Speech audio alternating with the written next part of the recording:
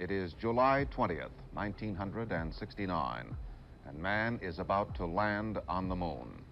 They announced that they were looking for people to do programming to send man to the moon. And I just thought, wow, I've got to go there. 3 minutes before Neil Armstrong and Buzz Aldrin were supposed to touch down on the surface of the moon, an alarm went off inside the lunar module that nobody in that cabin had ever heard before. Not in training. Not in simulation. Not once, in years of preparation for this exact moment. The number on the display read 1202. Armstrong didn't know what it meant. Aldrin didn't know what it meant. And for a few unbearable seconds, neither did most of the room full of engineers watching for Houston. What happened in the next 3 minutes has become one of the most famous near misses in the history of human exploration. But the reason Apollo 11 didn't end in disaster on live television in front of roughly 600 million people traces back to a decision made 4 years earlier by a 28-year-old programmer that almost nobody wanted to approve. Her name was Margaret Hamilton, and this is the real story of how her code, not a cover-up, not a secret, but a fight she had to win in plain daylight, brought two astronauts home. In 1965, Margaret Hamilton took over as head of the software engineering division at MIT's Instrumentation Laboratory, the group responsible for writing the code that would fly and land the Apollo guidance computer. At the time, the phrase software engineering didn't really exist. Programming was seen as clerical work, something you did after the real engineers finished designing the hardware. Hamilton is the person who coined the term software engineer specifically because she wanted her work treated with the same seriousness as the physical machinery it controlled. She would eventually be vindicated in a big way, but not yet. The computer she and her team were building for was a genuine marvel for its era and also, by modern standards, almost comically limited. The Apollo guidance computer had about 64 kilobytes of memory. It weighed around 70 pounds. Its code wasn't stored the way we think of software today. It was physically woven, wire by wire, through tiny magnetic cores by a team of technicians in a factory, a process so exacting that the finished product was nicknamed rope memory, and Hamilton herself was sometimes called the rope mother. Every single instruction had to be planned in advance because you couldn't just patch it later. Once the rope was woven, that was the program. Hamilton's job was to make sure that when this computer flew two men to the surface of another world with a margin for error close to zero, it would not fail. And she came to believe something that most of her colleagues at the time did not want to hear. It wasn't hardware failure that would be the biggest threat to the mission. It was human error combined with a computer too rigid to handle it.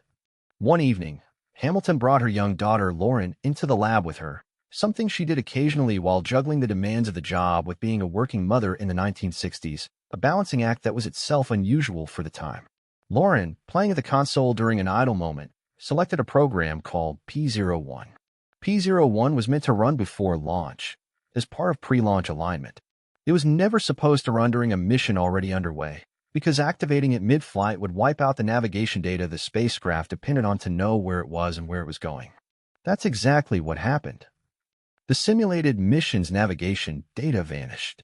Hamilton didn't dismiss it as a fluke caused by a child who didn't know what she was doing. She turned it into a question. What if an astronaut mid-mission, under stress or simple distraction, hit that same sequence by accident? The computer wouldn't know the difference between a curious child and a trained astronaut. It would just do what it was told, even if what it was told would kill the mission. She brought this concern to her supervisors and asked for permission to add a safeguard code that could catch this specific error before it caused real damage. The answer she got back has become one of the most quoted lines in the entire history of the space program. Astronauts are trained professionals, and trained professionals don't make mistakes like that. Request denied. It wasn't a rejection born of malice. It reflected a real philosophy at the time, one shared by plenty of serious engineers. The crew was the most rigorously trained group of pilots in human history, and every ounce of computer memory was precious enough that you didn't spend it guarding against mistakes that highly trained professionals supposedly would make. Hamilton disagreed, but for the moment, she couldn't add the code. What she could do was write a note into the program documentation to not select P01 during flight. A warning label, essentially, on a piece of software flying through space. In December of 1968, Apollo 8 orbited the Moon, the first crewed spacecraft to do so. And during that mission, astronaut Jim Lovell, one of the most experienced and capable pilots in the program, accidentally selected P01 mid-flight. Exactly the scenario Hamilton had warned about. Navigation data was wiped out, and for a tense stretch, Mission Control and Hamilton's team worked to manually reconstruct the spacecraft's position and re-upload the corrected data. Apollo 8 was in lunar orbit when this happened, not attempting a landing, and the crew and controllers had enough time to recover. It ended safely. But the lesson landed hard. The trained professionals don't make mistakes argument had just been disproven by one of the most trained professionals NASA had. After that, nobody argued with Hamilton about the need for error-catching safeguards. She got the approval she'd been asking for, and her team built out a much more robust system of what she called restart protection and error recovery, co-designed not to prevent every possible mistake, but to make sure that when a mistake inevitably happened, the computer could recognize it, contain it, and keep functioning. This is the part of the story that's genuinely remarkable, and it doesn't need any embellishment.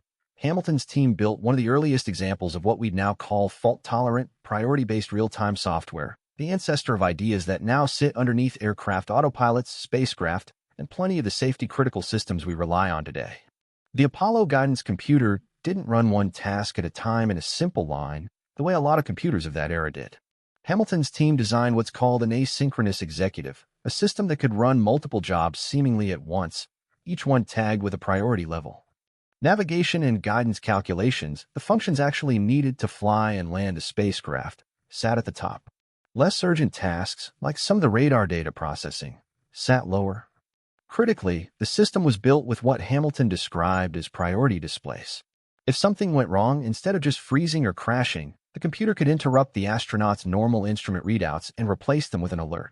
Something is overloaded, here are your options. It wasn't the computer secretly seizing control behind the crew's back. It was a design specifically meant to keep the human beings in the loop, informed, and able to make a decision, while the software handled the split-second technical triage that no person could do fast enough on their own. Hamilton has described this exact design choice in her own words, in public interviews for decades, replacing normal displays with priority information so the crew in Houston could decide what to do next. That difference matters because it's the difference between an overhyped conspiracy and what's actually one of the more impressive engineering stories of the 20th century. The computer didn't overrule anybody. It surfaced the truth fast enough for humans to act on it. On July 20th, 1969, Eagle began its final descent toward the Sea of Tranquility with Armstrong and Aldrin aboard.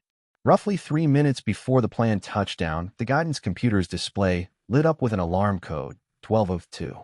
Then, again, a related code, 1201.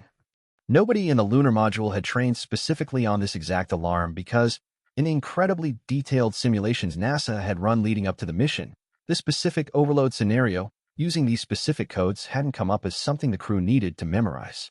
In Houston, 26-year-old guidance officer Steve Bales had to make an extremely fast judgment call about whether the computer failing was actually a threat to the mission or whether it was something the system could handle on its own. The root cause, once it was understood, was almost mundane, a switch controlling the rendezvous radar, a system meant for docking with a command module later, not for landing, had been left in a position that caused it to keep sending data to the guidance computer during the descent. That radar data wasn't needed for landing, but it was flooding into the computer anyway, competing for processing time with the calculations Armstrong and Aldrin's lives actually depended on. This is exactly the kind of overload scenario Hamilton's restart and priority system had been built to survive. The computer recognized it was being asked to do more than it had time for, and rather than crashing or hanging, it did what it had been designed to do. It dropped the lower priority radar processing, protected the essential guidance and navigation functions, and kept running.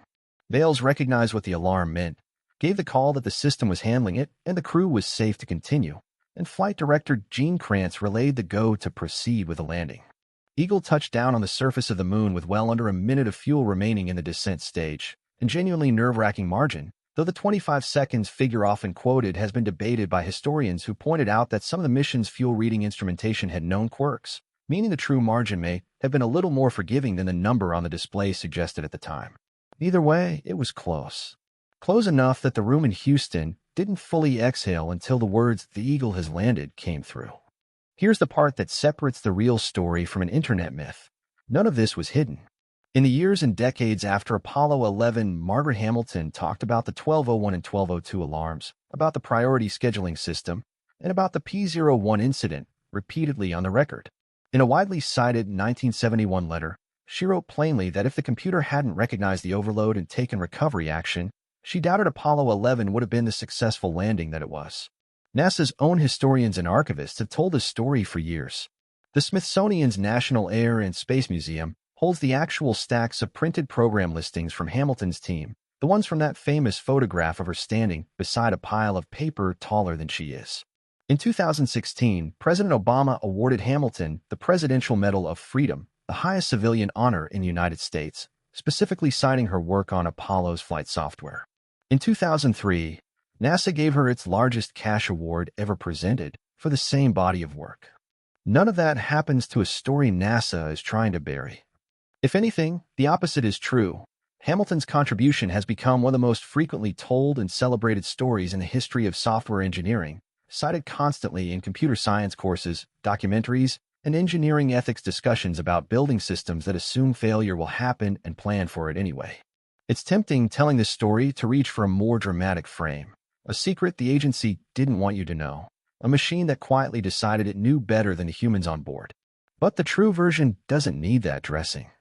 What actually happened is arguably more impressive. A young engineer looked at a system everyone else assumed would work fine because trained professionals don't make mistakes, decided that assumption was dangerous, got told no more than once, kept pushing anyway, and was eventually proven right in the highest stakes possible way, with two men's lives and the eyes of the entire world on the outcome.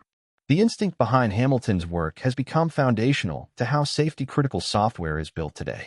Modern aircraft autopilots, spacecraft systems, and medical devices all rely on the same basic philosophy she helped pioneer. Don't assume the humans in the loop are infallible, and don't assume the environment will behave the way you expect it to.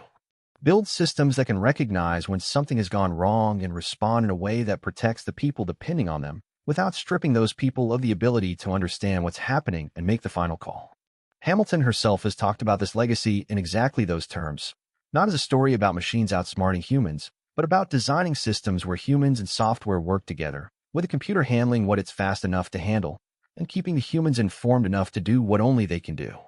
That's a genuinely radical idea for 1969. It just happens to also be true, verifiable, and something its author has been proud enough of to talk about publicly for more than 50 years. Margaret Hamilton is, as of this year, still alive, still occasionally sitting for interviews about her career, and still regarded as one of the founding figures of software engineering as a discipline. There's no deathbed confession here, no classified file waiting to be declassified, no cover-up that finally cracked open. There's just a woman who was told no, who turned out to be right, and whose code did exactly what she built it to do at the exact moment it mattered most. 3 minutes above the surface of the moon, with the whole world watching and less time to react than it takes to read this sentence out loud.